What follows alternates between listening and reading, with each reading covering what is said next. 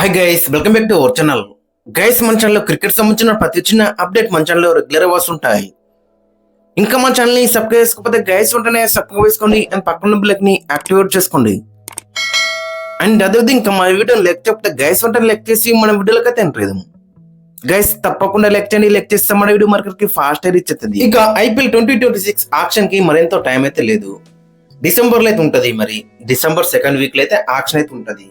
దానికన్నా ముందు retentions list ని బీసీఐకి అయితే అప్పగించాలి. తిప్పి కొడితే ఇంకో 20 days కూడా టైం అయితే లేదు.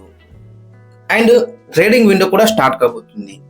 ఇక ఎస్ఆర్హెచ్ కూడా చాలా మెయిల్స్ అయితే వచ్చినాయట. అటు ముంబై నుంచి, ఇటు కేకేఆర్ నుంచి, అటు రాజస్థాన్ రాయల్స్ నుంచి అయితే ఈమెయిల్స్ అయితే వచ్చినాయట. మాకు ట్రేడింగ్ విండోలో ఇషాన్ కిషన్ కావాలి, ఆల్ క్యాష్ డీల్స్ అయితే కావాలి, అంటే క్యాష్ తోనే కావాలి. ఇప్పుడు సపోజ్ ఎస్ఆర్హెచ్ గత సీజన్ లో ఇషాన్ కిషన్ ని 11.25 కోట్లకు తీసుకుంది. సో అదే 11.25 కోట్లు ఇచ్చి మేము ఇషాన్ కిషన్ తీసుకుంటామని అటు కేకేఆర్, ఇటు Mumbai Indians and Rajasthan Royals అయితే మెయిల్స్ అయితే చేసిందట. ఇది రూమర్సే, బట్ కొన్ని పెద్ద సోర్స్ నుంచి అయితే మనకైతే వచ్చినాయని చెప్పుకోవచ్చు. బట్ ఇషాన్ కిషన్ గత సీజన్ లో పర్ఫార్మెన్స్ చూసుకుంటే 14 మ్యాచ్ల్లో 354 రన్స్ అయితే స్కోర్ చేసిండు. ఒక 94 ఉంది, ఒక 100 ఉందని చెప్పుకోవచ్చు. ఇక తర్వాత చూసుకుంటే మెయిన్ గా స్ట్రైక్ రేట్ వచ్చేసి చాలా బెటర్ ఉందని చెప్పుకోవచ్చు. 150 రన్ అయితే ఉందని చెప్పుకోవచ్చు. ఇషాన్ కిషన్ మరి ఆర్ఆర్కి వెళ్తే సంజు శాంసన్ ని వాళ్ళు ఖచ్చితంగా ఇడిచి పెడతారు. లేదు సంజు శాంసన్ ఇటిచ్చి ఇషాన్ కిషన్ ని అటిచ్చినా ఇవ్వచ్చు. సో ఆ విధంగా కూడా మనకైతే కనబడుతుంది. మరి సంజు శాంసన్ ఎస్ఆర్హెచ్ సెటప్ లో సెట్ అవుతాడంటే మేబీ సెట్ కావచ్చు. ఎందుకంటే టాప్ లో మనం చూసుకుంటే ఇద్దరు లెఫ్ట్ హ్యాండర్స్ ఉన్నారు. అక్కడ నెంబర్ 3 లో సంజు శాంసన్ కూడా కొంచెం బెటర్ అయితే ఉంటుంది. మరి ఆ విధంగా కూడా ఎస్ఆర్హెచ్ మేనేజ్మెంట్ ఆలోచించే అవకాశం కూడా మనకైతే కనబడుతుంది. ఇక ఓవరాల్ గా చూసుకుంటే మరి ఎస్ఆర్హెచ్ ఇషాన్ కిషన్ ని ఇడిచిపెట్టరా అనేది కూడా కింద కామెంట్స్ అయితే మెన్షన్ గైస్. ఇక కేఎల్ రాహుల్ గురించి కూడా కొన్ని రూమర్స్ అయితే వచ్చినాయి, గతంలో వచ్చినాయి. But Delhi Capitals KL Rahul ని రిటర్న్ చేసుకునే అవకాశం మనకి ఎక్కువ కనబడుతుంది.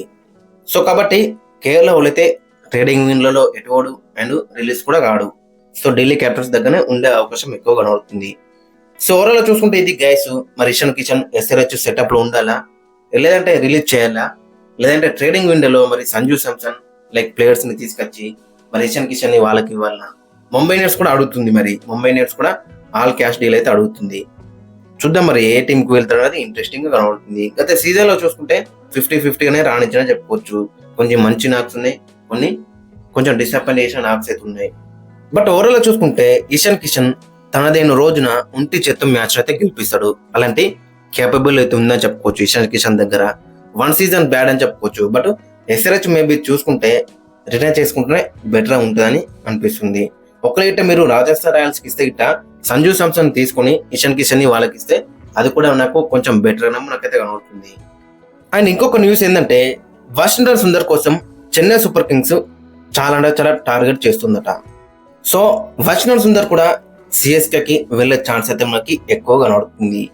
ఓవరాల్ చూసుకుంటే గైస్ ఇది మరి ఇషాన్ కిషన్ ఎస్ఆర్హెచ్ రిటర్న్ చేసుకుంటే బెటర్ ఉంటుందా, లేదంటే ట్రేడింగ్ విండోలో ట్రేడ్ చేస్తే బెటర్ ఉంటుందా అనేది కింద కామెంట్స్ అయితే మెన్షన్ చేయండి.